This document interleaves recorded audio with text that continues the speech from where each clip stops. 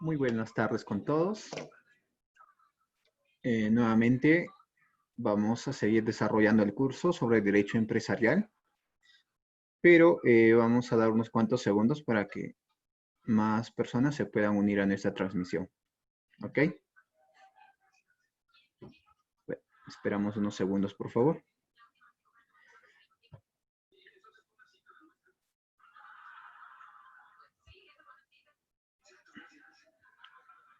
Ya, perfecto. Bueno, vamos a continuar. A ver.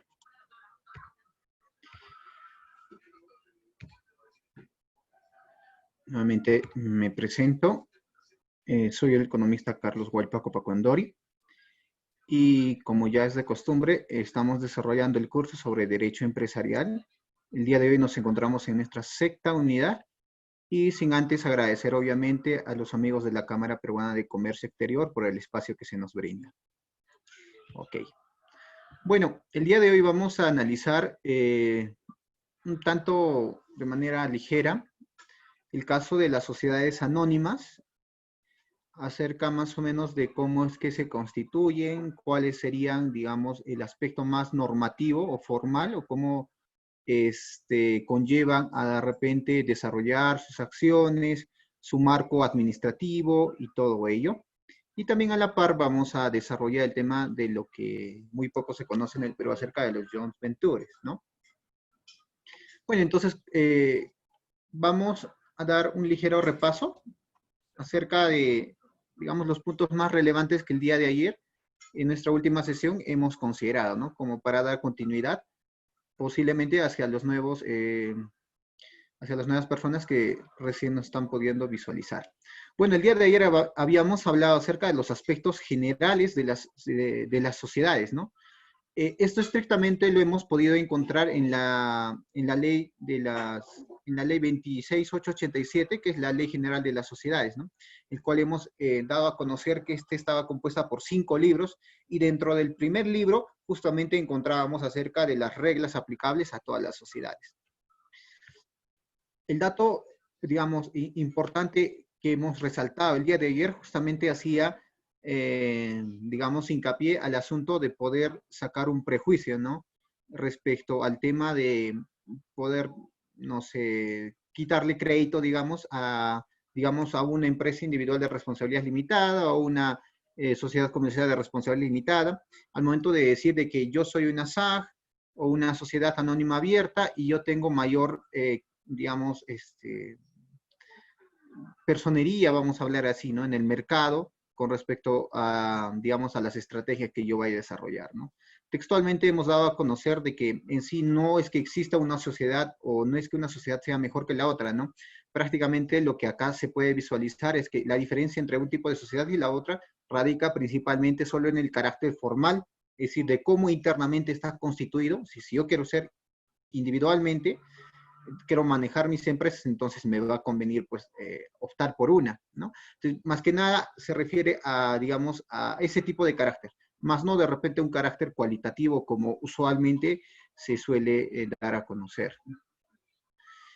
También habíamos hablado acerca de que al momento de que un grupo de personas, ¿no?, quiere constituir una sociedad, es importante tener en cuenta dos consideraciones, ¿no?, o dos conceptos.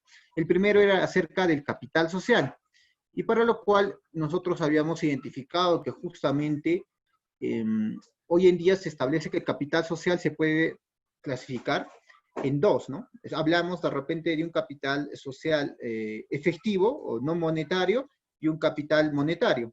En este caso habíamos llegado a la conclusión de que el capital social efectivo, ¿no?, en este caso el monetario, el decreto supremo número 13 del 2013 establecía estrictamente para el rubro de las MIPES, es decir, de las micro y pequeñas empresas, de que esto se podía desarrollar con una simple DJ.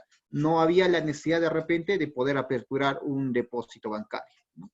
Y por el otro lado, por parte del capital social, en este caso no monetario, hace referencia de repente a los bienes, ya sean muebles o inmuebles, los cuales se pueden desarrollar a través de una valorización previa que se tenga que realizar para ser considerados como un capital social. Y de igual manera, ¿no? Para el caso de las MIPES, según ese decreto supremo, establece prácticamente que esto se tenga que desarrollar y tenga validez simplemente con una declaración jurada. Y para cerrar el tema del capital social, habíamos establecido de que no es que exista un monto mínimo o un monto máximo al momento de establecer mi capital social, ¿no? Esto, al fin y al cabo, de repente se va a ver establecido principalmente por los socios que desean establecer, ya sea una IRL, una sociedad comercial de responsabilidad limitada, una SAG y lo que fuera, ¿no? No es que existe en la normativa de repente un monto mínimo, lo cual no, si no cumples no puedes optar por ese tipo de sociedad, ¿no? También por último, habíamos visto el tema del objeto social, en el cual principalmente lo que se buscaba dentro del objeto social es detallar las múltiples actividades que en este caso la sociedad o la empresa vaya a desarrollar, para lo cual habíamos recomendado que al momento de detallar las actividades, no solo vayamos a desarrollar las actividades que hoy en día desarrollo, ¿no? Habíamos citado el ejemplo de repente de que hoy yo soy una empresa que vende muebles, entonces al momento de detallar mi estatuto, como objeto social simplemente yo detallo en el tema de la venta de muebles, ¿no? Era recomendable que al momento de determinar el tema de las actividades, nosotros vayamos a proyectarnos en un mediano o largo plazo.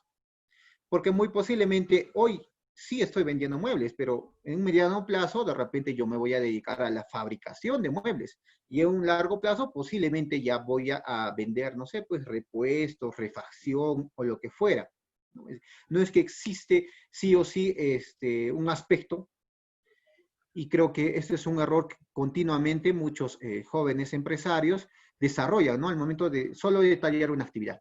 Según la SUNAR, no existe una cantidad, digamos, máxima de actividades que yo pueda desarrollar, ¿no? Es decir, yo puedo desarrollar todas las actividades y puedo desarrollarlas y escribirlas en nuestro estatuto. Lo que sí nos prohíbe en este caso es que no está permitido hacer descripciones generales, ¿no? Y justo el día de ayer habíamos hablado de eso. Al momento de que yo me estoy dedicando a rubro, imagínense que los muebles no puedo describir de manera genérica, digamos, y desarrollo actividades en general. ¿Sí? Para mí va a ser totalmente distinto. Si es que, digamos, imagínense, por el otro lado tenemos, digamos, a una empresa de marketing. La empresa de marketing al momento de generalizar sus actividades o servicios va a ser totalmente distinta a una empresa netamente de muebles, ¿no? Entonces el día de ayer habíamos hablado de eso, ¿no? De que sí nos prohíbe de que nosotros vayamos a desarrollar una actividad genérica. Bueno, entonces ya hemos dado un ligero repaso acerca de lo que el día de ayer habíamos desarrollado y vamos ahora a dar pie al tema de hablar un poco acerca de las sociedades anónimas, ¿no? Principalmente. Perfecto. Entonces, muchos de repente se preguntan, ¿no? ¿Qué es una empresa o qué es una sociedad anónima? Bueno, en sí una sociedad anónima está categorizada dentro del rubro de una sociedad comercial y hoy en día, principalmente para el Perú, hablamos de que es una sociedad comercial, digamos, con el rango de ser la más importante. Tanto es así que prácticamente, según los últimos datos, el 70% de las empresas que se constituyen en el Perú adoptan este modelo de sociedad anónima, ¿no? Entonces, es ahí que de repente dentro de la Ley General de las Sociedades, hablo de la 26887, dentro de sus 5 libros, el segundo libro prácticamente le da todo un capítulo prácticamente respecto al tema de hablar y analizar o detallar principalmente acerca de la sociedad anónima, ¿no? Es por eso que hoy en día se detalla de que viene a ser, digamos, la sociedad comercial más importante y que constituye la forma societaria más difundida en nuestro país, ¿no? A diferencia, obviamente, de las otras formas de sociedad, ¿no? Un dato también muy importante es que hoy en día la Ley General de Sociedades, como les comentaba, comienza el tratamiento de todas las sociedades justamente por la ley de la sociedad anónima, ¿no? Por la amplitud más que nada que conlleva este tipo de sociedad. Bueno, entonces, para llegar a este punto, muy posiblemente existan muchas preguntas, pero dentro de ellas, vamos a citar una pregunta muy sencilla, y esto principalmente lo hago para que, digamos, las personas que nos están visualizando a través de la plataforma de Camex me puedan ayudar a absolver, ¿no? Es una pregunta muy sencilla, ¿no? Que dice, ¿la sociedad puede usar una denominación sin usar las siglas, ¿no? Es decir, hablamos de esto. Si yo soy una empresa, la empresa ABC estaría bien constituida o principalmente acerca de su denominación, estaría bien como, digamos, darle el visto bueno a una empresa llamada ABC, o es obligatorio que una empresa necesariamente al final de su nombre vaya con las siglas SA. ¿Qué opinan ustedes? Pueden comentar si ustedes desean, si están de acuerdo en que sí es indispensable que lleve las últimas siglas o que no lleve las últimas siglas. Lo pueden dejar en los comentarios. De todos modos vamos a estar visualizando. ¿Ok? Y la otra pregunta que es muy importante, que hasta este punto ya tengamos bien definido, es ¿qué es una responsabilidad limitada e ilimitada? ¿No? Es decir, ¿cuál es la diferencia entre la una y la otra? ¿Ustedes qué creen? ¿Que una sociedad anónima es de responsabilidad limitada o ilimitada? Ustedes también lo pueden dejar en los comentarios. De paso vamos a ir despejando algunas inquietudes, porque esas dos cositas de repente hoy en día son muy importantes y son, digamos, cosas muy básicas que nosotros tenemos que desde ya identificar y saber, ¿no? Entonces, la primera es con respecto a que una sociedad anónima necesariamente dentro de su denominación, en la parte última tenga que llevar las siglas SA o no. Y la segunda es si una sociedad anónima es de responsabilidad limitada o ilimitada. ¿Ya? Perfecto. Vamos a continuar. Bueno, dentro de la sociedad anónima vamos a hablar un poco de repente acerca del artículo 50. Y justamente el artículo 50 da respuesta a una de las preguntas que les había comentado. Habla acerca de la denominación. Bueno, en sí, textualmente da a conocer que la sociedad puede adoptar cualquier denominación, pero debe figurar necesariamente la indicación sociedad anónima o simplemente utilizar las siglas SA al término de la denominación que yo vaya a adoptar como empresa, ¿no? Entonces, para este caso sí es importante, obviamente, e indispensable que yo vaya a detallar que soy una sociedad anónima, ¿no? Perfecto. A ver.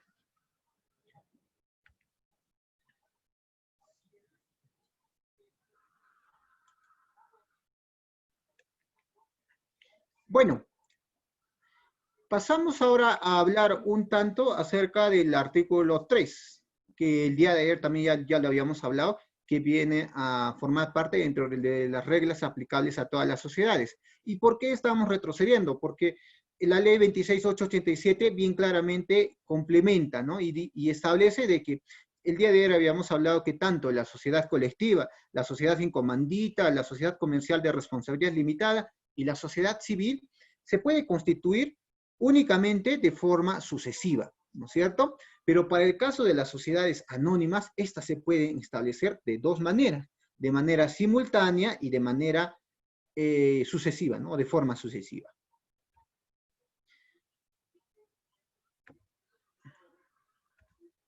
A ver, uy. Perfecto. Bueno, entonces vamos a explicar qué se entiende de que la sociedad anónima tenga, digamos, estas dos potestades, ¿no? De poder constituirse, ¿no? Ya sea mediante oferta a terceros o simultáneamente un solo acto, como lo hace usualmente gran parte de las sociedades.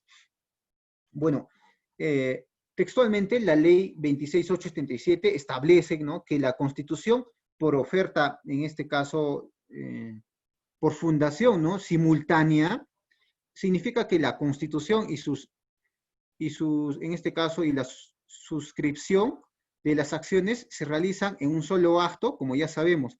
En esta situación, los fundadores, ¿no es cierto?, son los primeros accionistas y son los únicos que se obligan a aportar íntegramente a lo que hoy conocemos como el capital social, ¿no es cierto?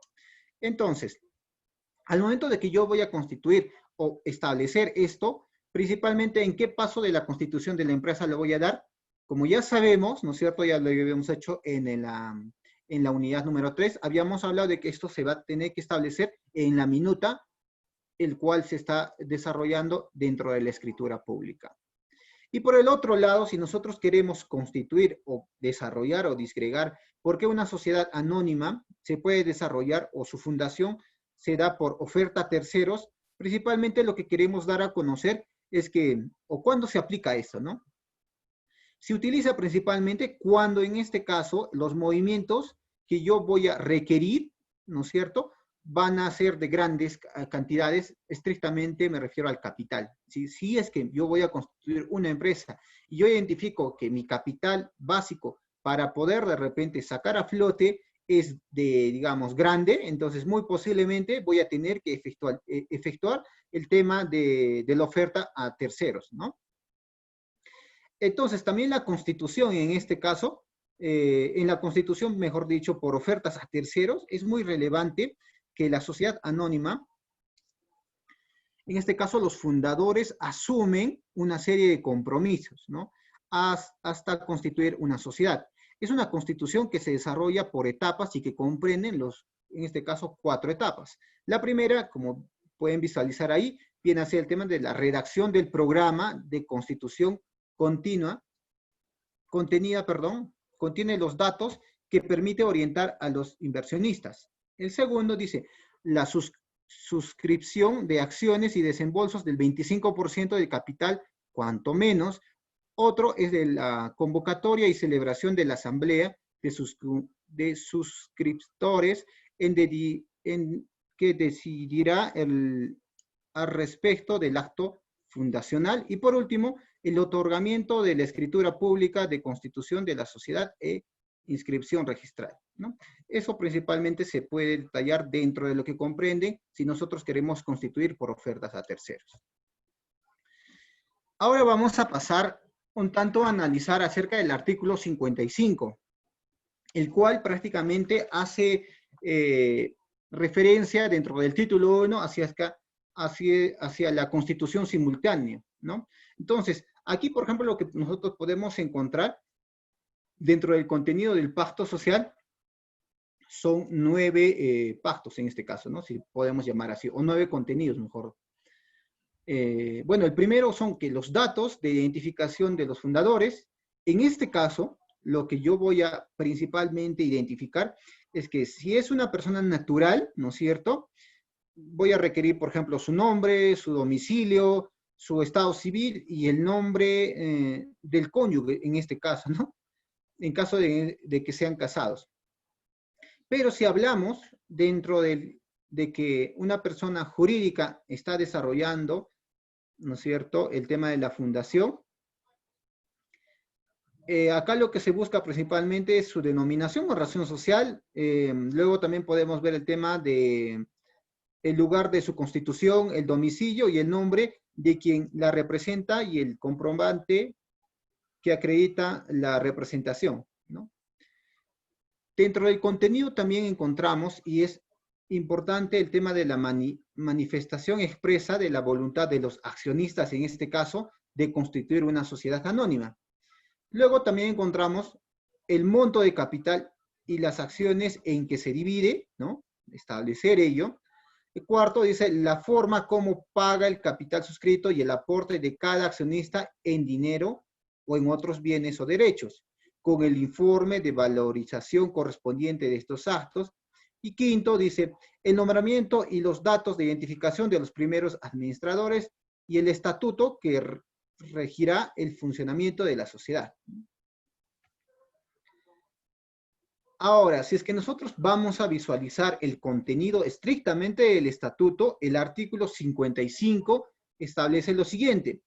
Pide el tema de la denominación de la sociedad, la descripción del objeto social, ¿no es cierto? Ya habíamos hablado acerca de, digamos, dentro del objeto social, es prácticamente estipular cuáles son las actividades o los objetivos que vaya a desarrollar la sociedad. En este caso podemos encontrar, digamos, dos escenarios, ¿no? Una es que de repente yo como socio fundador o accionista fundador, en este caso, vaya a desarrollar la descripción de mi objeto social, entonces yo realmente doy fe de que estoy desarrollando estos objetos, ¿no? Y lo otro es, por ejemplo, si yo, en este caso, he comprado acciones y me sumo, ¿no es cierto? Y veo realmente de que, digamos, el objeto social detallado en la práctica no se está desarrollando, entonces hay, digamos, la posibilidad de que yo pueda presentar un proceso, ¿no? El tercero dice el domicilio de la sociedad. En este caso, obviamente, estamos hablando de que digamos, una personería jurídica va a tener necesariamente como una partida de nacimiento, ya lo habíamos hablado reiteradas veces, y por ende va a tener que tener un domicilio de la sociedad, ¿no? En este caso, puede ser donde se realizan las principales actividades o directamente, de repente, en la oficina administrativa más importante, ¿no? Porque entendemos que esta sociedad posiblemente tenga distintas sucursales o sedes en una misma localidad, ¿no?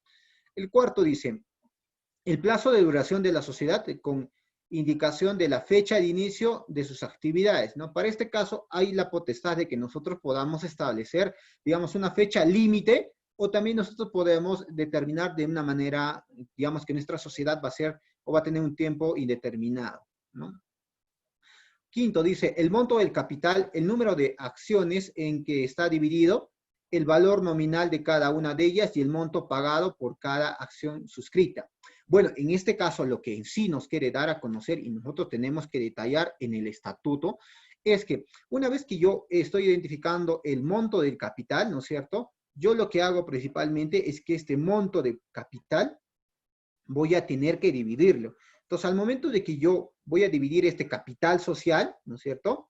Yo estaría prácticamente dando a conocer cuánto está representando cada acción, en este caso, dentro de mi empresa. Sexto, dice, cuando corresponda a las clases de acciones en que está dividido el capital, el número de accionistas de cada clase, las características, derechos especiales o preferencias que se establecen a su favor y el régimen de responsabilidad accesorias o de obligación adicional.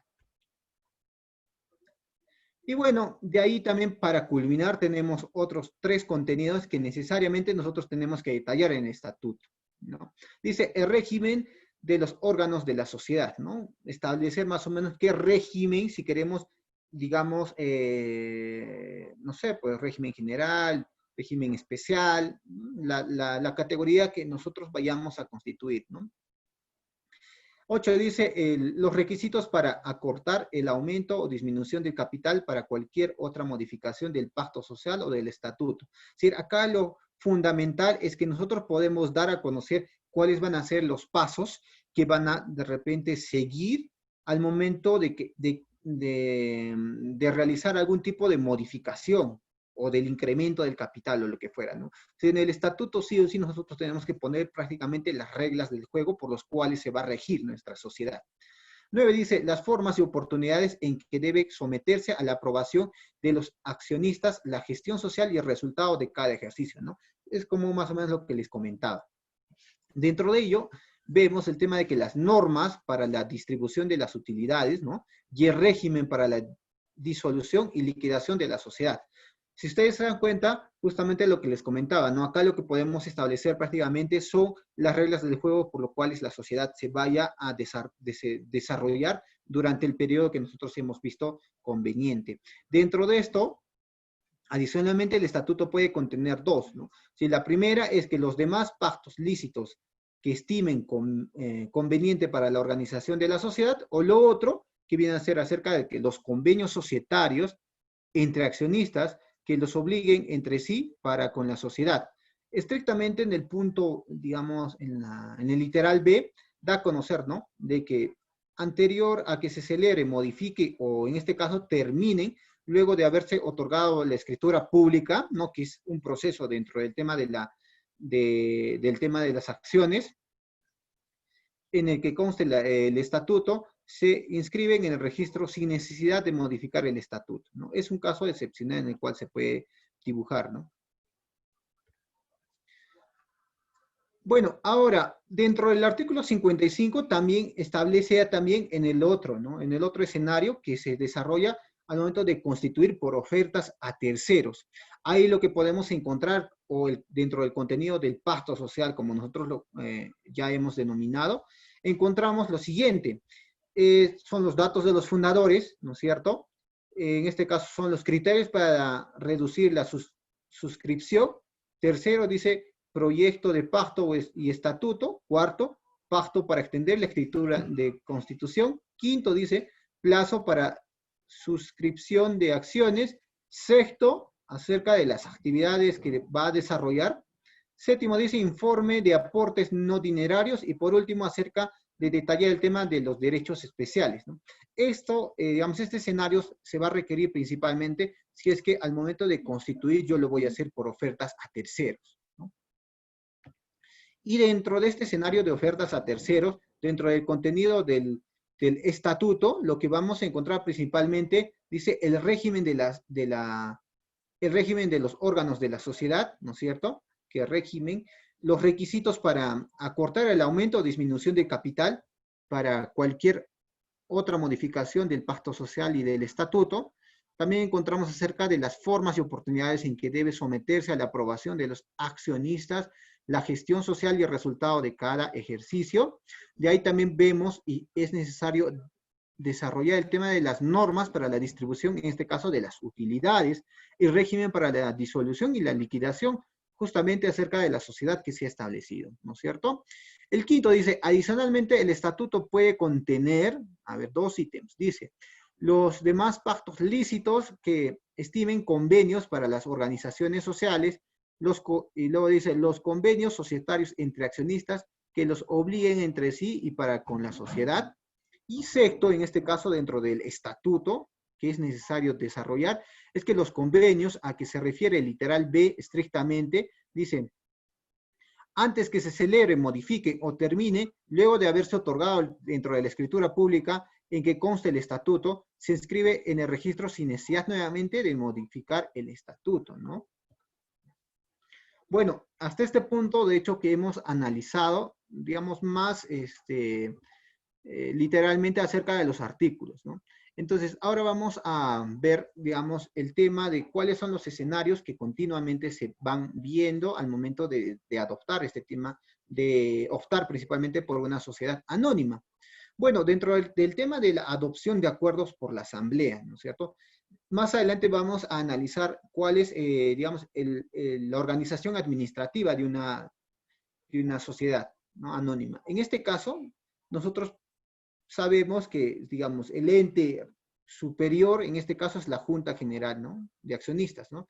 Que a través de una Asamblea General, lo que hace en sí es que en este caso, como se le ha dado, en este caso, a cada accionista una acción, entonces la ley 26.887 establece que cada acción suscrita da derecho a un voto, ¿no es cierto? Luego también detalla que la adopción de todo acuerdo requiere el voto favorable de la mayoría absoluta. ¿Y con esto qué queremos decir? Vamos a dar un ejemplo, ¿ya? Aquí, por ejemplo, tenemos acerca de digamos, del órgano administrativo, principalmente acerca de una sociedad anónima abierta, ¿ya? Entonces, en una sociedad anónima abierta, digamos, dentro de su órgano administrativo tenemos la Junta General de Accionistas, como les comentaba, ¿no es cierto? Seguido de un directorio.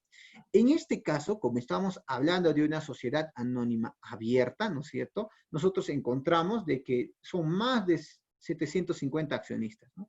Entonces, es indispensable digamos, en este tipo de sociedad la existencia de un directorio, ¿no? La misma ley 26.887 establece eso.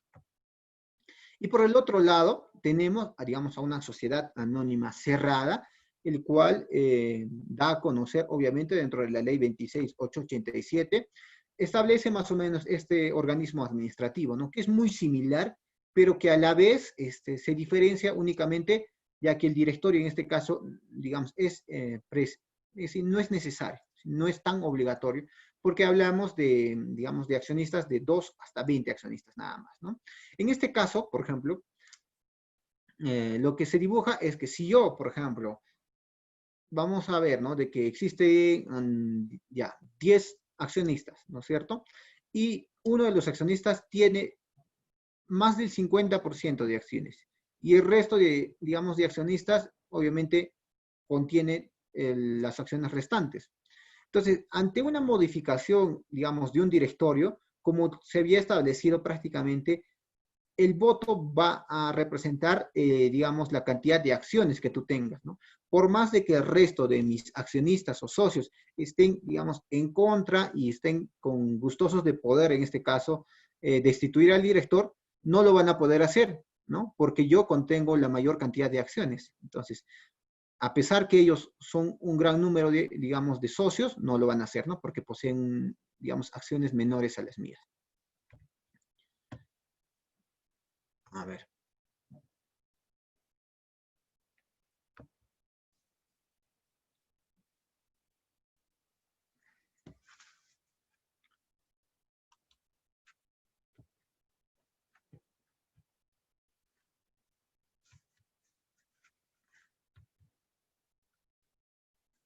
Ya, vamos a continuar.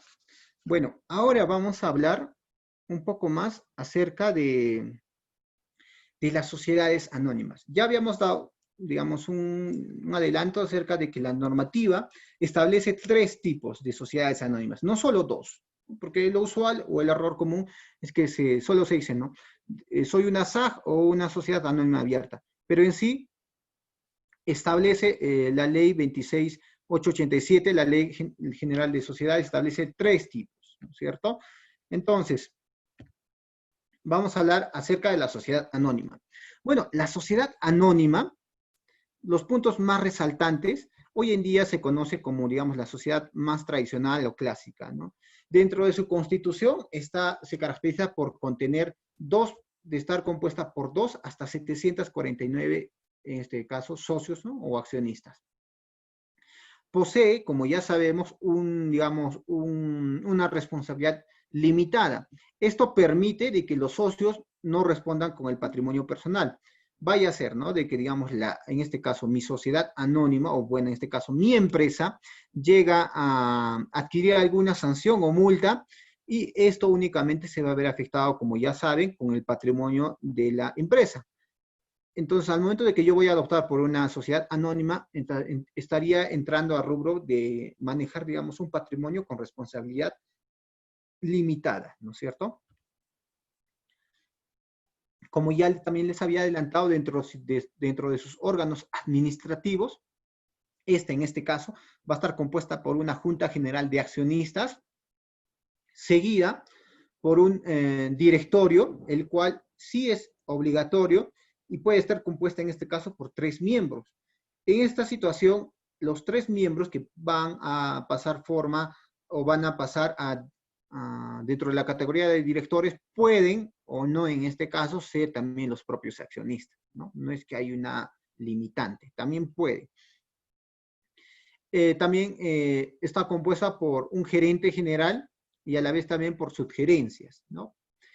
La ley 26.887 establece que el capital social en este caso se divide por acciones.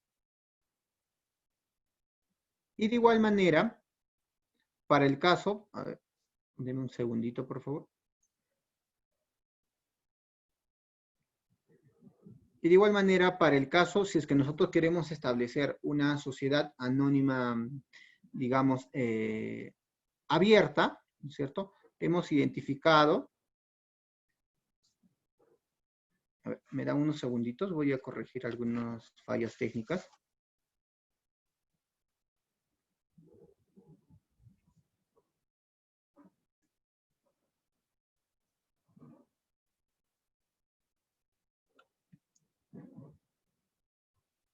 A ver. Bueno, mientras, si es que tienen alguna duda hasta donde hemos desarrollado, me pueden dar a conocer, por favor, mientras que voy solucionando algunas pequeñas fallas que han surgido.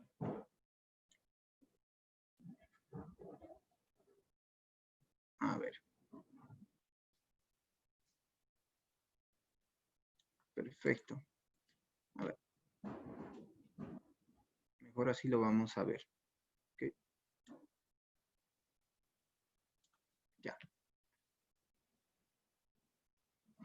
Bueno, al momento de que nosotros estamos hablando, digamos, regresando un poco acerca de las acciones, entonces nosotros, ¿qué podemos entender al momento de hablar acerca de las acciones? ¿No? Nosotros entendemos de que una acción en este caso son las partes, como ya les comentaba, ¿no es cierto? Son las partes iguales en las que se divide este capital social que nosotros vayamos a considerar.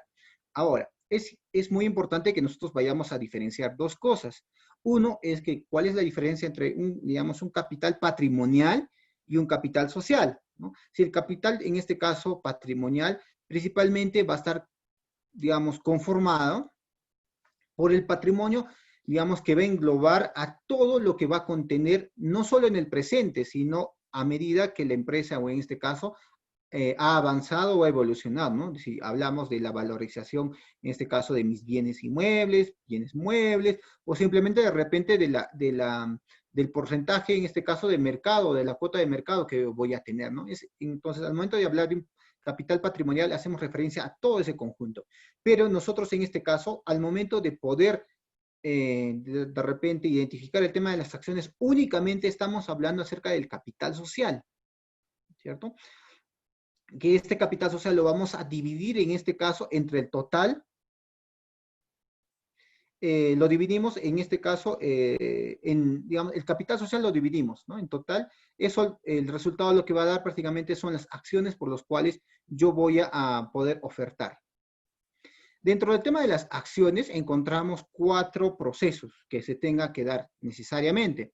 Tenemos una que viene a ser el tema de la creación, ¿no? En este paso, digamos, para resumir, lo que se conlleva principalmente es el acto principalmente de crear la acción, ¿cierto? Después sigue el tema de la suscripción. Aquí lo que se busca principalmente, o lo que desarrolla una empresa, es el tema de buscar el dueño, ¿no? Es decir, buscar la persona interesada en ello, y una vez que se hace el contacto, lo que se hace principalmente es un compromiso de pago.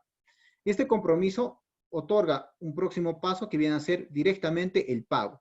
Acá prácticamente es donde se efectiviza o se hace el pago por la compra de la acción que yo vaya a subastar en este caso, ¿no es cierto? Y por último, digamos, la acción termina con el tema de la emisión. Y para ello lo que se requiere es la entrega de un certificado de acciones.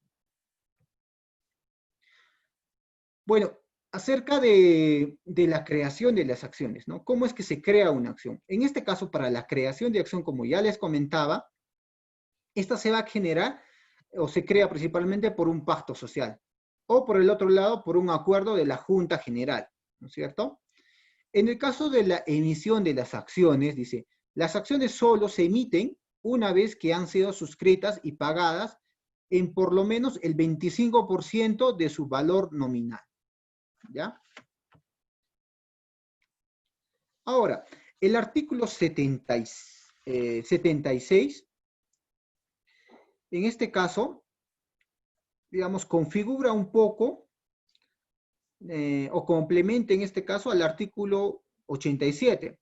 Bueno, en sí el artículo 84, perdón, hablaba acerca de la emisión de las acciones, pero el artículo 76 habla acerca de la revisión del valor de los aportes no dinerarios, es decir, hace referencia concretamente al aporte dentro del cual el director, en este caso, va a tener que desarrollar una revisión del aporte no dinerario. Estamos hablando principalmente acerca de los bienes muebles o de los bienes inmuebles, por los cuales, digamos, una sociedad hoy en día lo va a considerar dentro de su patrimonio o dentro de su capital social, ¿no es cierto? Entonces, el directorio lo que hace principalmente es revisar el aporte no dinerario, para ello tiene un plazo de 60 días, ¿no es cierto? Dentro del cual, si es que se da el cumplimiento de plazo, cualquier socio en este caso puede solicitar una pericia, ¿no? Dentro de los 30 días restantes, siempre y cuando durante estos 60 días no se haya hecho la revisión.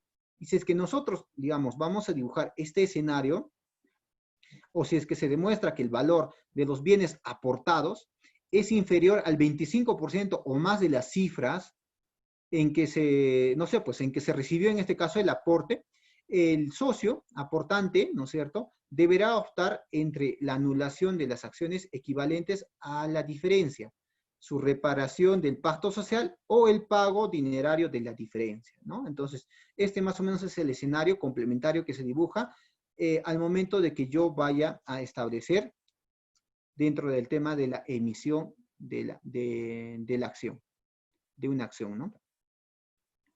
Ahora, el artículo 88, bueno, el artículo 88 lo que hace referencia principalmente es acerca de las clases de acciones, ¿no? Existen muchas clases de acciones, dentro de las cuales nosotros lo que podemos dar a conocer es que la diferencia entre una acción y la otra principalmente se establecen por dos. Si hablamos de los derechos y de las obligaciones que vaya a adquirir la modalidad de acción que yo vaya a desarrollar. Entonces, nosotros también sabemos que en este caso, digamos, para la emisión de una acción, esto se va a requerir el tema de la aprobación de un pacto social, ¿no es cierto?, a través de un pacto social o de la Junta General. Entonces, todas las acciones, en este caso, de una clase, tienen los mismos derechos y obligaciones que conceden, en este caso, los titulares, ¿no es cierto? Ahora vamos a retornar. Estábamos hablando, ¿no? Hemos regresado, hemos hecho un paréntesis porque habíamos presentado ciertas fallas técnicas, ¿no? Ahora vamos a regresar a lo que estábamos hablando acerca de los distintos tipos de sociedades anónimas. Ya habíamos hablado un poco acerca de la sociedad anónima, el cual está contemplado, como les comentaba, de 2 a 749 socios. También habíamos visto acerca de la organización administrativa por los cuales está contemplada. Y ahora vamos a hablar un poco acerca de la sociedad anónima cerrada, de la ya conocida SAG. Bueno, como les comentaba, principalmente en la categoría de SAG, un 65% de empresas que continuamente entran, digamos, a constituir una empresa en el Perú, adquieren o adoptan este tipo de sociedad, ¿no? Es una de las más cotizadas. En este caso, todos sabemos que una SAG está constituida por un mínimo de 2 personas y pueden llegar a tener hasta 20 socios, ¿no es cierto? En este caso también, como ya es de entender, adquieren el tema de la responsabilidad limitada, en donde la empresa va a responder ante cualquier deuda o multa únicamente con el patrimonio de la empresa, más no se va a vincular con el patrimonio personal de los, en este caso, de los socios o accionistas. Y dentro de la revisión de los órganos administrativos, esta también da a conocer de que está compuesta por una Junta General de Accionistas, de un directorio y de un gerente general. En este caso, la ley 26887, como les comentaba, establece de que el directorio puede prescindir, ¿no? ¿Por qué? Porque estrictamente, en este escenario estamos dibujando, ¿no? Que si nosotros vamos a llamar a una asamblea general de accionistas, entonces son a lo mucho 20 accionistas. Entonces, si es que nosotros vamos a, digamos, a debatir algún aspecto relevante para la empresa, entonces es permitido de que, y es dable, de que la cantidad de accionistas sí puedan reunirse continuamente, porque, es decir, recordemos de que son hasta 20 accionistas, ¿no? Entonces, la cantidad es dable de que sí pueda otorgarse reuniones múltiples. Es por eso que, si es que la empresa adopta un directorio o no, ya sería algo que, bueno, una decisión prácticamente de la empresa. Y por el otro lado, también para complementar el tema de las sociedades anónimas, vamos a hablar un poco acerca de la sociedad anónima abierta. En este caso, ya de antemano sabemos que también contempla el tema de una responsabilidad limitada, ¿no es cierto? Acerca de que los socios no responden con su patrimonio personal. En este caso sabemos que se puede constituir por 5. Es decir, en 5 escenarios. Uno es cuando se ha hecho una oferta pública primaria de acciones o de convertibles en acciones. 2 viene a ser cuando los socios tienen más de, o son más de 750 socios, ¿no es cierto? Si soy, digamos, una empresa y tengo más de 750 socios, entonces ya debería adoptar el tema de una sociedad anónima abierta. 3 dice, cuando más del 30% del capital social pertenece a 750 o más accionistas, ¿no? En ese escenario también se adopta el tema de una sociedad anónima abierta. 4 dice, cuando se constituye como tal, ¿no? Si estrictamente desde un inicio adoptan este tipo de sociedad. Y 5 dice, cuando todos los accionistas por unanimidad aprueban la adaptación a este régimen, ¿no? A ver. Muy rápidamente vamos a ya de una vez terminar. Dice, dentro de los órganos administrativos también encontramos una Junta General de Accionistas, ¿no es cierto? Un directorio, en este caso sí es obligatorio que exista un directorio, porque estamos hablando estrictamente de más de 750 accionistas. Entonces, imagínense en el escenario de que nosotros vayamos, o en este caso, se vaya a llamar a una Junta General, ¿no? Para tomar una decisión. Entonces va a ser casi imposible poder llamar a todos los accionistas. Entonces, para este caso sí es imprescindible, en este caso, la presencia de un directorio, el cual puede estar compuesta por 3 miembros. Pueden o no ser accionistas, ya eso es decisión prácticamente de la empresa, y seguido de un gerente general, ¿no? En este caso, la ley 26887, Ley General de las Sociedades, establece, ¿no?, que debe registrarse este tema, digamos, de la sociedad anónima abierta en la Superintendencia del Mercado de Valores para el tema del registro de sus acciones, de su comercialización, principalmente. ¿Qué más? Bueno, ahora pasamos acerca de los joint venture. Lo que ya habíamos hablado un poco acerca de los joint venture, ¿no es cierto? Y tenemos muchos casos que se han suscitado.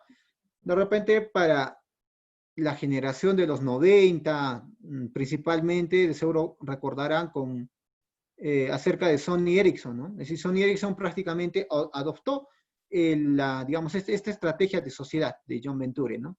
El cual era es decir, Sony era una corporación y Ericsson era otra. Entonces, esos dos adoptaron un tema de joint venture principalmente con el objetivo de sacar un producto un tanto más innovador que los demás, ¿no? Entonces, digamos, el adoptar o el apostar por una sociedad denominada joint venture, actualmente dentro de la Ley General de Sociedades no detalla, es decir, no hay un marco aún normativo o legal para el Perú. Entonces, esto a la vez permite de que éstas se puedan adoptar para las distintas actividades que vayan a desarrollar, ¿no? Y dentro de sus características, vamos a llamar así, vamos a resaltar 5. Es decir, una, por ejemplo, podemos ver que tienen un origen de carácter contractual principalmente, ¿no es cierto? 2, dice, tiene una naturaleza asociativa. Si los socios comparten medios y riesgos a la par que mantienen su identidad e independencia jurídica. Es decir, por ejemplo, para el caso peruano, Artesco ha hecho o ha adoptado este tema de asociación empresarial de joint venture, digamos, con una empresa alemana, principalmente con el objetivo de compartir tecnología, compartir, por ejemplo, digamos, sus ingenieros, su personal, el conocimiento que cada uno tenga. ¿Sí? Esto principalmente se utiliza o se adopta para aquellas empresas que tengan mayores estrategias, ¿no es cierto?, competitivas en el mercado. Pero al momento de adoptar ese tema de sociedad comercial, yo prácticamente no es que voy a generar necesariamente otra nueva empresa, no, sino en este caso, cada empresa va a mantener su autonomía, ¿no? Pero a la vez, la responsabilidad es que yo también voy a compartir las responsabilidades que vaya a infringir, ¿cierto? 3, dice, el objeto de joint venture es variado, como ya les comentaba. No requiere necesariamente, digamos, un aporte en dinero, sino que el aporte será definitivo por las necesidades que conlleve a la colaboración empresarial. Prácticamente está ligado a una estrategia comercial que vaya a adoptar la empresa. 4, dice, tiene un objeto determinado que normalmente va acompañado de una duración limitada, necesariamente, ¿no? Es decir, es una estrategia competitiva que se adopta, entonces este escenario no se va a dibujar, pues, digamos, indeterminadamente, ¿no? Si va a ser por un periodo determinado en este caso. Y por último, es que existe un control conjunto de la colaboración empresarial que se vaya a desarrollar. Bueno, muy ligeramente, por temas de tiempo, hemos digamos, dado a conocer, digamos, a una sociedad anónima y a joint venture, ¿no? Y de esta manera estaríamos dando paso principalmente a absolver algunas dudas o inquietudes que haya surgido durante el tema de la exposición. Así es que agradecerles, ¿no? Si es que tienen alguna otra consulta, de todos modos, por favor, escriban, y durante el transcurso del día yo voy a responder en la medida de las posibilidades a todas las inquietudes. A ver, vamos a ver. Perfecto. A ver, tenemos a Avi. Bueno, Avi daba respuesta principalmente a las primeras preguntas que habíamos hecho. con respecto a una SA, en este caso una sociedad anónima, digamos, si es que necesariamente en la parte del término de la denominación debería adquirir las siglas SA o una sociedad anónima o no, ¿no? Y nos dice de que sí es necesario que conlleve, ¿no? Perfecto.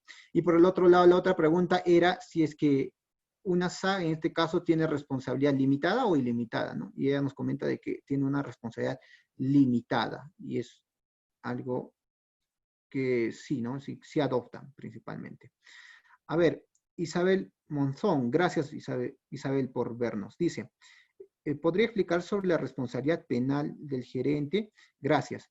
Bueno, estuve dando mayor, digamos, leyendo un tanto, porque había una controversia, ¿no? Me imagino que a eso Isabel principalmente se refería.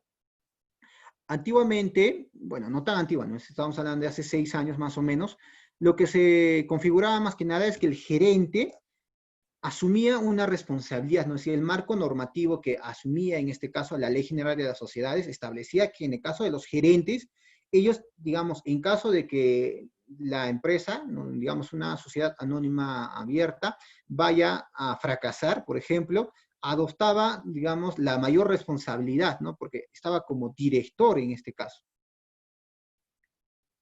¿cierto? Y digamos, este escenario para la fecha hoy en día se ha dibujado de una manera un tanto más amigable.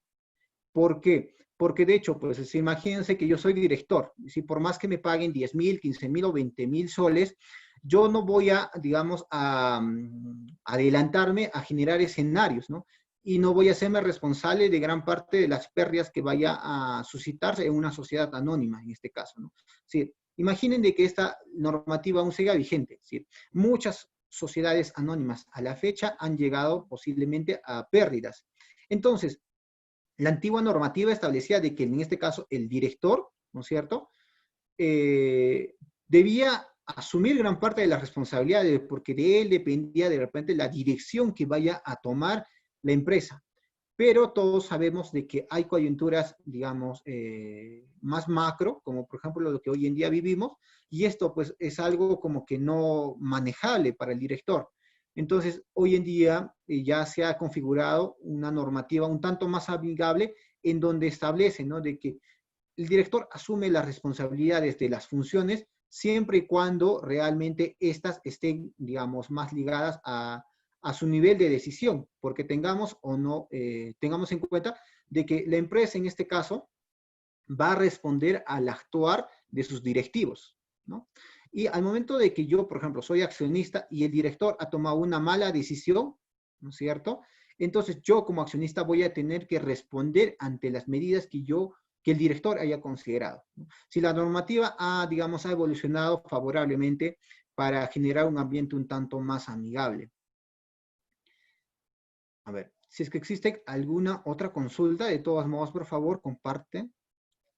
Y si no, de todos modos, también les voy a compartir las distintas redes sociales por las cuales ustedes también pueden hacer llegar cualquier consulta que pueda surgir, ¿no?